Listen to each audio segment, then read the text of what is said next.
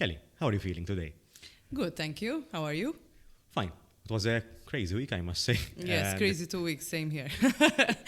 You were sick, right? I was sick, I lost my voice, I had an ear infection, eye infection, everything I had. So naturally you can imagine work-wise, everything had to get squashed.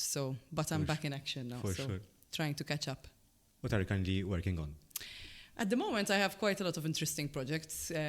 Funnily enough, when I was sick, I had all these interesting things going on. I have a talk coming up next week about happiness. I'm also seeing clients and working on some workshops and stuff like that. So, yes, got some interesting stuff going on.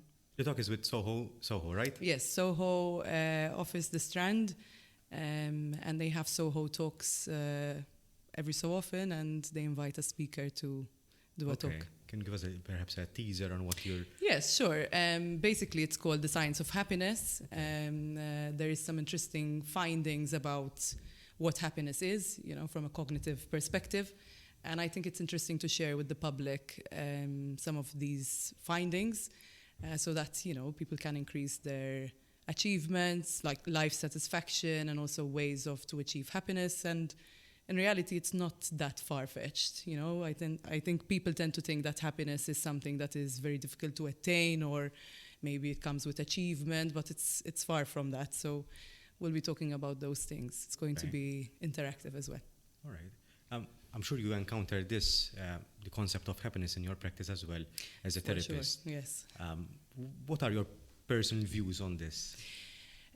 Well, I called my practice Beatrix Psychology for that reason. Beatrix actually means bringer of joy, which I think essentially people seek therapy to feel better. And what do they want from that? To feel happy. So in a very, very basic way of explaining that is what people want when they seek therapy. And I think essentially as human beings, we all want that. We all want to be happy. We all want to live fulfilling lives. And what I understand by that is, I think it has a subjective meaning. It's a very, very complex, vast topic. In fact, this is why I think it's important to separate the scientific aspect and also the subjective parts, because happiness can be something that you choose it to be, and there are also facts, right? So the biological facts part are, what contributes to an increased feeling of happiness, or what increases the chemical serotonin, which is one of the chemicals implemented in happiness, like exercise, eating healthy, good sleep, and these things. And then there is life satisfaction and fulfillment. So, in our day and age, career falls into this quite a lot, Sure. So we associate our happiness with our career achievement. But sometimes that can be a trap as well, because we get stuck with just working on that. However, in life, it needs to be a bit more flexible. So your day-to-day is one of the biggest aims to your happiness, rather than reaching a certain point or reaching an achievement. And that is what I want to focus on, the day-to-day stuff. That at the end of the day, your life is mostly made up of little moments.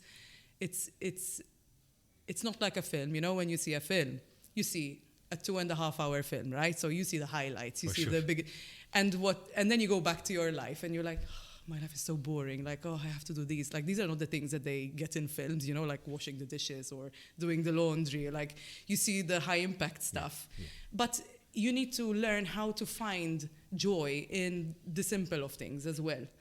And essentially, when you learn how to approach that kind of view towards life, happiness is much easier to achieve. Okay. I don't know if I went off at a tangent and not really. I kind of forgot your question, or maybe I thought it was something else. Not really. Let me put us going back on track. Yeah. Yes. In your personal life, what techniques do you use to keep yourself as happy or as positive as it can be? I mean, you're managing a business, you have a family of yours, yes. And obviously it can be exhausting at times. Yes, it really is exhausting. And I didn't stumble on this topic coincidentally. I think what I didn't see coming was, even though I was chasing my dream, I was doing something that I've always dreamed of doing. I always wanted to have my own thing and, have my career, and this is something I'm very passionate about. But no one prepares you for the amount of work that requires. For sure. And having to do all of this with children, and living independently adds extra stuff. And one of the things I would definitely say is the most essential for maintaining happiness and joy in your life is stress management. Definitely, hands down, the most important thing. If you don't know how to manage your stress levels and how you take things, it's very easy to have everything slip away from you. Your happiness, you start developing anxiety, you start creating stress, you start easily getting triggered about little things. And when you're creating something that you really care about, it's even more vulnerable. Suddenly if someone criticizes your business, it's going to hit you harder than as if it's criticizing, a company you're working for. And so part of your identity. Exactly. Yeah. So these are the things that you don't know when you create your thing. When you create your own thing, you're like, it's so exciting, it's so nice.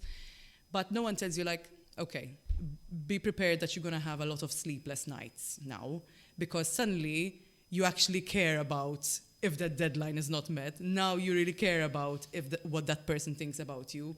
Now you care about your image and all the, not that you don't care about them in other situations, but it always hits harder. It hits home more when it's your own thing.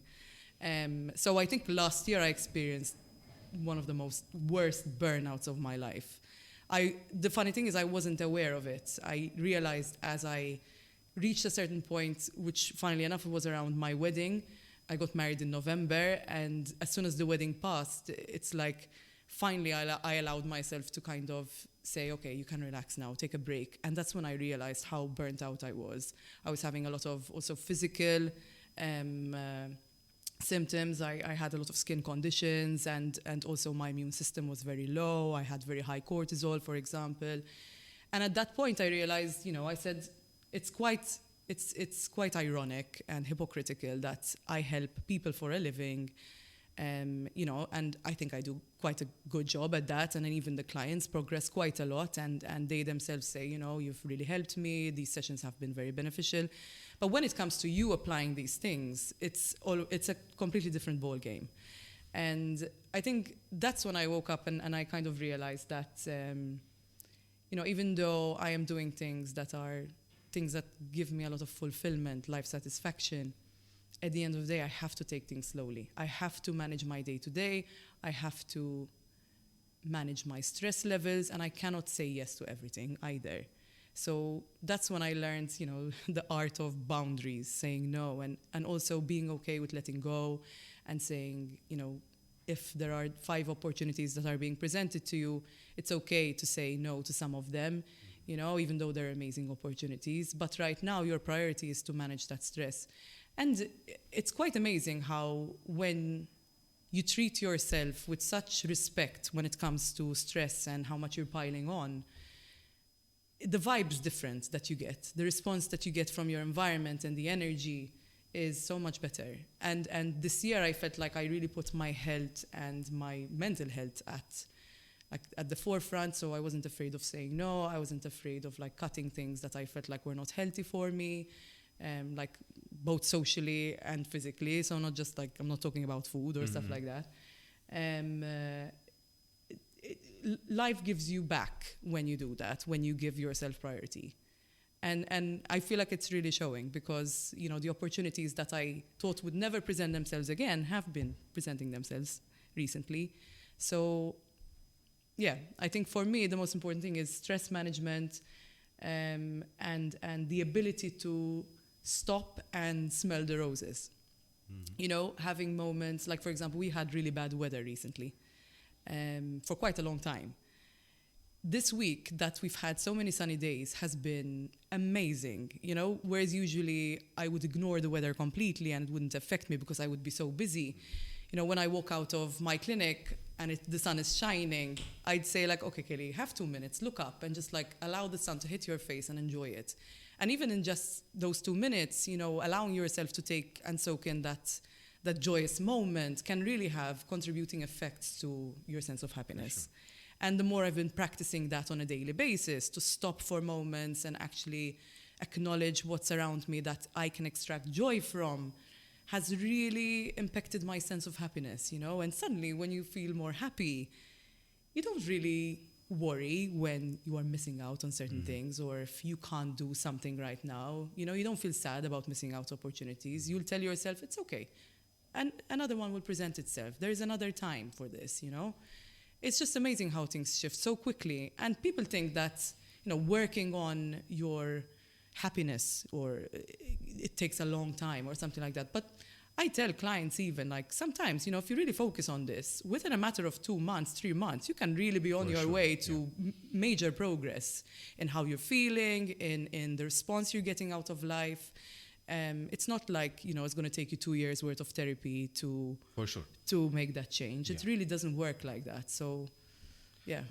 For me, I'm not sure what are your thoughts on this, but as you were speaking, a thought constantly came up, and I think that it's about having difficult conversations on two fronts, with ourselves and with others as well. Yes, being honest too, being honest about yourself. And I think most people are either not equipped to tackle those difficult conversations with their own selves or others, or they are scared to do so.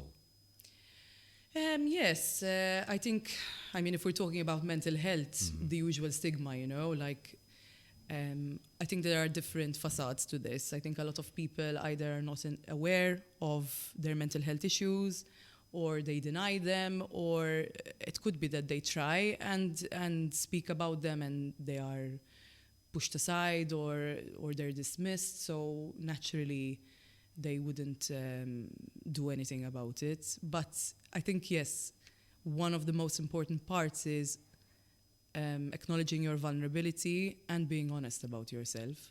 Like me, for example, I'm a therapist. So if I didn't acknowledge that I myself was having, you know, issues, and everyone is susceptible, every single human being is susceptible to burnout, stress, mental health issues. Everyone has mental health issues. Everyone has mental health. For sure. So it can't be that it's always in good shape. It's impossible. Every kind of life event that you go through is going to fluctuate. So what are we doing here? We're trying to keep that in check. And at first, yes, you have to be aware and you have to be honest with yourself. Like, Isma, where am I right now? What's not working in my life? Am I actually getting the most out of what I can in life at the moment? So it's about asking the right questions. Yes, so confronting yourself. Confronting yourself with the not so easy. Yes. I mean, in my year of like intense burnout last year, I've done a lot of things that I'm not proud of. You know, there were mistakes, bad steps taken. So that's when I realized, like, listen, it's time I do something. You know, like, I can't keep going on like this. Something is happening, and the thing is, obviously, when you're experiencing certain, like, anxiety, in that very moment, you're not aware because you're in survival mode. You're trying to function as best as you can. You don't have time to, like, sit down and check in with yourself. So that's why you realize after, most of the time. The most important thing that we educate in people is that at least don't hit rock bottom until you actually do something about something. And that's the thing. Most people hit rock bottom and then they start looking up. And unfortunately, in therapy, that's when they seek therapy. And in that case, you know, if it's reached a certain stage, there needs to be more interventions. This is where, for example, studies show that, you know, the combination of medication and therapy is the best approach for most situations. Not always. However, when you reach a certain stage, medication is an important tool in the therapy the recovery, to make that recovery, sort of to make that improvement. But obviously, a lot of people still would be like, no, medication, whatever. You know, they look at it. I mean, if you've got a broken foot and you need to take painkillers, like, what are you going to do? You get what I mean? There's a lot of gray areas when it comes to mental health and a lot of shame. Like, for example, it's not often that we hear about therapists talking about their own mental health issues. Some clients, when I tell them, yes, I've been through that, or yes, they're shocked. They're like, what, you actually experienced what it's like to be anxious? I tell them, of course, we're all human. We all have mental health. It's not always in the same state. So, do you think that the therapist will lose credibility if they... I think a lot of therapists are afraid of talking about their mental health issues. But what I can say is that 99% of therapists have their own mental health issues, for sure. And I'm very confident in saying that. And there's no shame in that at all. At all. I think clients, people, they appreciate it so much when we get to share our own struggles, you know. We're not going to divulge private information, but the fact that you know that everyone is susceptible and everyone goes through these things, no matter how much knowledge and expertise you have in something, does not mean that, you know, it validates the person. It makes them feel like normal. You know, I hate using the word normal, but yes, it normalizes it. Especially, I think it's most especially important for therapists to normalize having mental health difficulties, because if it's not us, then who is it going to be? You know, say humanize the phenomenon, and I think it gives you a special sort of a superpower to even empathize even further. For sure. Like client. You're telling the client, you know, I get it. Yeah. I get what you're going through. And you really get it because yes, you really get it inside and out. You know, from both from a professional level and also from a human level. Yeah. My approach, I trained in counselling, so I come from the humanistic approach. So that is one of the bases of the tools in the therapy, which is to be genuine and authentic and sort of have that human connection. So I think that being true to yourself with the client is one of the ways that we facilitate the progress in the client. So that is what I believe in. And definitely, it's a very good strength in therapy. There are different approaches, so they have different philosophies. But the humanistic approach is that it's basically meeting each other at a human level, you know, and seeing each other from that position. Yeah. Most of it, not. I think the most challenging part is accepting that there is an issue, and most people get stuck in the denial phase. And if you have a partner, for example, and they are stuck in the denial phase, what can be done to actually give them the wake-up call before they hit the rock bottom we mentioned? That's very, very difficult. Obviously, when it comes down to someone else that you're seeing that needs the help, unfortunately, you cannot control what that person does. You can only suggest, you can only provide information to that person what you're seeing. But at the end of the day, it's up to them. I mean, unless they've reached a risky stage, for example, if they are having suicidal ideation or they're self-harming, in that case, it's obviously an emergency. However, when you're seeing someone struggling with something and you know that if they actually deal with it or learn how to deal with it, they can really, like, not have this problem anymore. But not everyone wants to solve their problems. That's one thing I had to learn to accept in this profession. Not everyone wants a solution. There are people who want to remain in the problem because it is their narrative, it is their life story. So unfortunately, it has to come from the person within to find the will to want to change. Change will not be able to happen unless that person themselves is aware, not is aware of having a problem, because they might be aware of having a problem, but actually wanting to do something about that problem. And when you see someone else, as I said, you can just suggest, you know, listen, I've been seeing that you're quite like angry lately, like you've been like blowing up at the second I tell you something, you know, like always keeping it about yourself. Like, for example, you know, I don't feel respected when you start shouting, you know, like I know you have a lot on your plate at the moment, but you really should do something about that, you know, like, and that's as far as you can go, really. I mean, again, we're not talking about abuse and stuff like that. Like, those are obviously like different approaches there. For like, sure. But yes, essentially that's it. You cannot force someone to get help. You cannot. And I think the most important thing is realizing that it's beyond your control. Yeah. And that is actually the most difficult part. That you can't control what other people think or feel.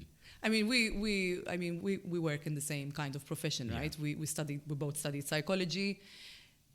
I'm sure that we have a good eye at seeing problems, if that makes sense. So we constantly in our day-to-day life see people where they can improve. Not that they're unacceptable how they are, but this is how we're seeing. And I think in the beginning, one of the things that our lack of experience in the field does to us is that we want to change everyone, we want to help everyone. But then the experience teaches you, like, listen, you can't change everyone, you can't save everyone. And you learn how to accept that in a way. You allow them to sort of be in their own realities, and you accept it more, so it becomes more tolerable. But in the beginning, I think, yes, it's harder, like, to, like, Asra, like, if you work on that anxiety, you know how much better you would feel. You wouldn't be having these problems, you know? And especially like with family members, for example, like, sure. you know, forget it. Like, you can have a PhD, but they're not going to listen to what you're going to say. Like, sure. definitely not, you know? But I think you learn how to get better with accepting that, I would say. And I think it becomes difficult because they are close to you, and you really want to save them in that sense. Different relationships, I think. You're wearing a different hat. Yeah. Yeah, that's also something that you have to learn through experience, how to manage, I guess. You can't... And I do have friends who tell me, like, tipo, not friends, but I do think that there are people who expect that just because we are therapists and we work in this field, that we're always going to be empathic and understanding, and we always reason things out, and that we always do the right thing and being respectful. No, you know, like, I, on a fundamental level, as a human, I try to be as good as possible, you know, and I try to be as respectful. Well, I'm going to make mistakes. There are going to be moments where I'm going to, you know, not say the right thing or approach it in the right way or the most rational way, you know, like, and again, like, this is the assumption. We're always changing, you know, the same like the mental health aspect. What would you say would be your greatest obstacle that you had to overcome in order to become the person you are today? The greatest obstacle, personally, the greatest obstacle was definitely accepting that I make mistakes, and that instead of feeling bad about them, I instead learn from them.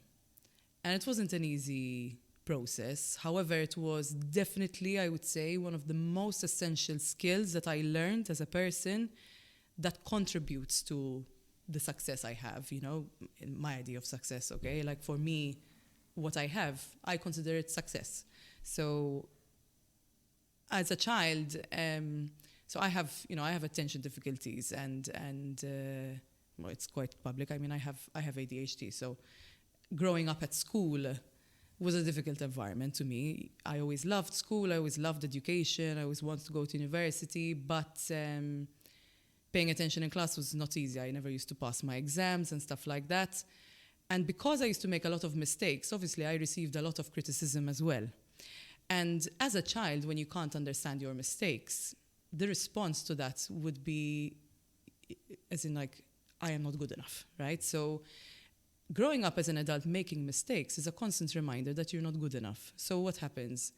Instead of actually learning from the mistake, you just sit in that mistake and you just feel sad about yourself. You feel guilty or you feel bad, but you're not actually getting anywhere. You're not learning anything from that. Like, sitting in the guilt and sitting in feeling bad is not actually going to help me do less mistakes, you know? So I think along the way, I learned how to... I don't know exactly at what point it was the turning point, but I think it definitely was after my master's, where I got more into, like, the working field, and I was more, you know, I was doing work on my own more, and I was doing the placement, and I had more responsibility for myself, you know. I realized, like, Isma, instead of just feeling bad about making this mistake, what can I actually take away from this? You know, it's okay to go and say sorry. It's okay to go and try again. It's okay to, I don't know, whatever, you know, anything that you can learn from mistakes. And once you expose yourself and you do that, then you realize, you're like, okay, nothing bad actually happened here. So now I come at a point in my life where I identify when I've made a mistake, so I explore that. I don't feel intense emotions towards it, depends on obviously what the mistake is. But thankfully, I don't make any grievous mistakes, so at least I haven't made one in a long time. And I say, what can I take away from this? And I actually feel really good when I make a mistake, if that makes sense, because I really obtain so much from that, so much. It's not an easy feat, but it was definitely one of the most important factors to... I think I forgot your question. Or okay, if I went... But you answered I the answered question, it. Okay, sorry. Yes, so learning from mistakes, I would say, is one of the most... It's a cliche, but it's also a good one. How did this impact your role as a mother? My role as a mother. Ugh, the hardest job of all. Well, I became a young mother. I was a young mother. So naturally, well, you can be older and no one prepares you for motherhood. It's not like we have, you can do all the training courses you want, but the real deal is obviously when you have the child. So I had to do my own growing up whilst raising a child and whilst also developing myself, you know. Going back to your question what was it? Like, how was it challenging as a mother, you said? How did the fact that you identified this obstacle for you to learn and to learn from your mistakes, how this impacted the way you take care of your children? I think it impacted me on an emotional level, I would say, because as I was trying to develop myself, I had to go home and, you know, pack that all up in order to do my next job. And that's not always easy to manage because you're carrying all these things. You're trying to, as much as possible, you know, take care of your child. So that requires you putting aside some of your stuff, you know.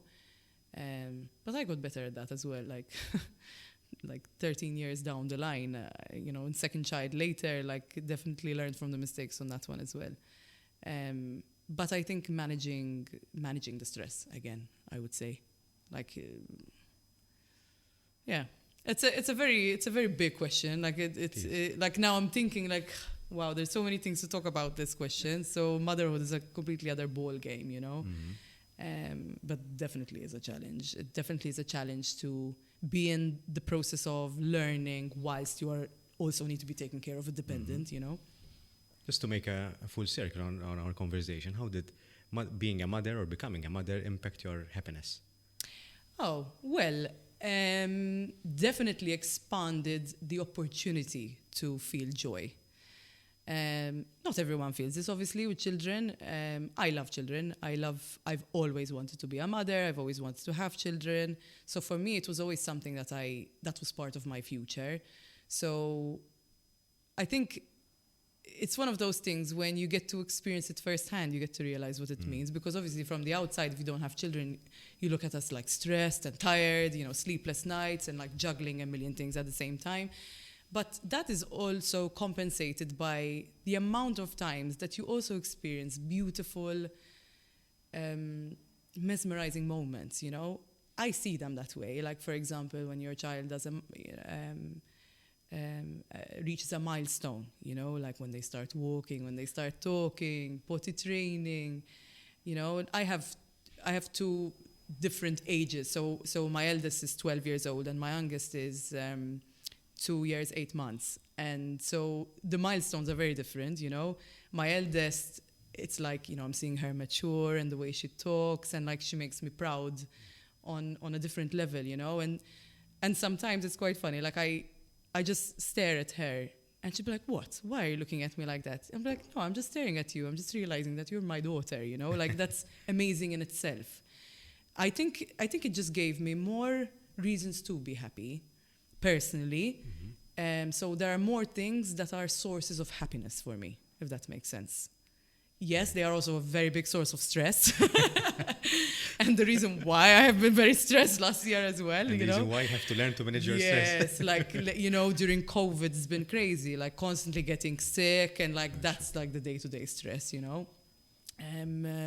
Like, or staying home, no school, trying to manage work and all those things. But yes, it's compensated. It's compensated. So I have more things that bring me more joy in my life. That's how I see it. Yeah. Kelly, thank you for sharing. I think we had a great chat. It was lovely. Thank you very much. Thank you for being here. This was your first podcast, right? It was my first podcast. Yes, I loved it. Well, I love talking, as the viewers can imagine. Like, I do not shut up.